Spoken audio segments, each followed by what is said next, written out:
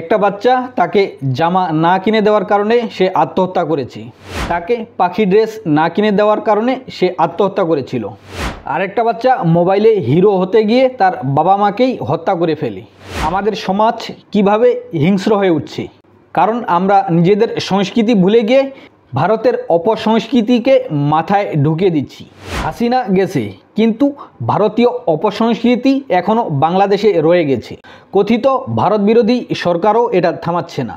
জি Bangla, star জলসার মতো চ্যানেলগুলো দিয়ে বাংলাদেশে যৌতুক, পরকীয়া, শাশুড়ি বৌমার দ্বন্দ্ব, হিন্দু ধর্মীয় আচার পালন নিয়মিত ঢুকছে আমাদের ঘরে ঘরে।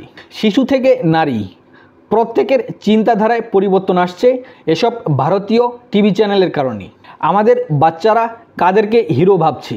আমাদের বাচ্চারা মাওলানা আব্দুল হামিদ খান ভাসানীকে চেনে না, তারা শেখ মুজিবুর রহমানকে চেনে না, তারা জিয়াউর রহমানকে চেনে না। তারা চেনে বিরাট কোহলিকে, তারা চেনে রোহিত শর্মাকে, তারা চেনে ঋত্বিক রোশনকে, তারা চেনে শাহরুখ খানকে।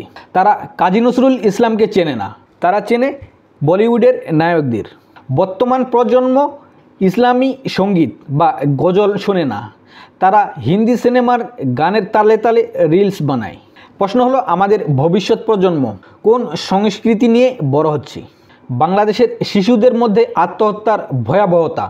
6 থেকে 10 বছরের শিশুরা এখন আত্মহত্যা করছে, কারণ তাদেরকে তাদের বাবা মা ফোন দেয় না। ফোন না দেওয়ার কারণে তারা আত্মহত্যা করছে, কারণ তারা চাচ্ছিল অনলাইনে সেলিব্রিটি হতে। তারা ফেসবুক, টিকটকে সেলিব্রিটি হতে চায়।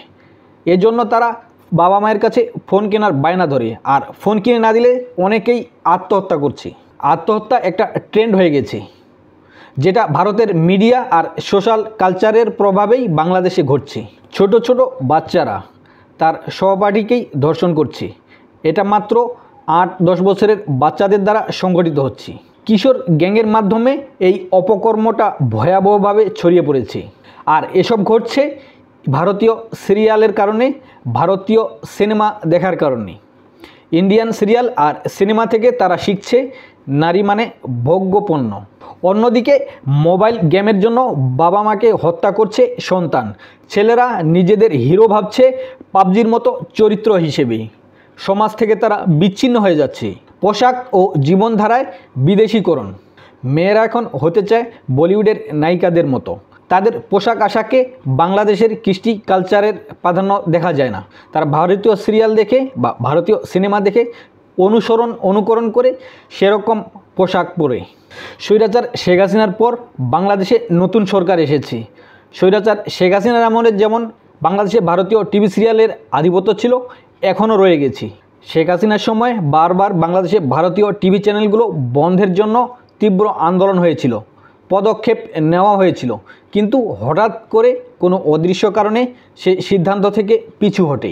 কিন্তু বাংলাদেশে স্বৈরাচার শেখ হাসিনার পতনের পর এখনও কেন ভারতীয় টিভি চ্যানেলগুলো প্রকাশ্যে বাংলাদেশে থাকবে? আমাদের সরকার ভারত বিরোধিতার দাবি করে, অথচ এখনও বাংলাদেশে ভারতের টিভি চ্যানেলগুলো প্রকাশ্যে চলছে। ভারতীয় সাংস্কৃতিক আগ্রাসন এখনও বাংলাদেশে চলছে। ভারতের মিডিয়া আমাদের মন জিতে নিচ্ছে। ভারতের কথিত হিরোদের আমরা মাথায় নিচ্ছি, নিজেদের নেতাদের আমরা ভুলে যাচ্ছি। যদি ভারতের সাথে যুদ্ধ হয়, তাহলে দেখা যাবে বাংলাদেশের একটা বড় অংশ বাংলাদেশের পক্ষে না দাঁড়িয়ে ভারতের পক্ষে দাঁড়াবে। কারণ বাংলাদেশের একটা বড় অংশ ভারতের সাংস্কৃতিক আগ্রাসনের শিকার। তাদের মন মগজে ভারত প্রেম ঢুকে গেছে, ফলে তারা বাংলাদেশের পক্ষ না নিয়ে বরং ভারতের পক্ষে দাঁড়াবে। ভারতের টিভি, ভারতীয় সংস্কৃতি, হিন্দি গান, হিন্দি সিনেমা সব কিছু আমাদের ভবিষ্যৎকে ধ্বংস করে দিচ্ছে। সরকার বদলেছে, কিন্তু ভারতীয় প্রভাব এখনও টিকে আছে। এখনই জাগতে না পারলে আগামী প্রজন্ম বাংলাদেশি শরীরে ভারতীয় আত্মা নিয়ে বেড়ে উঠবে। আপনি কি মনে করেন বাংলাদেশে ভারতীয় টিভি চ্যানেল এখনই বন্ধ হওয়া উচিত? সমাজকে বাঁচাতে সাংস্কৃতিক আগ্রাসন বন্ধ করা কতটা জরুরি? আপনার মতামত জানান।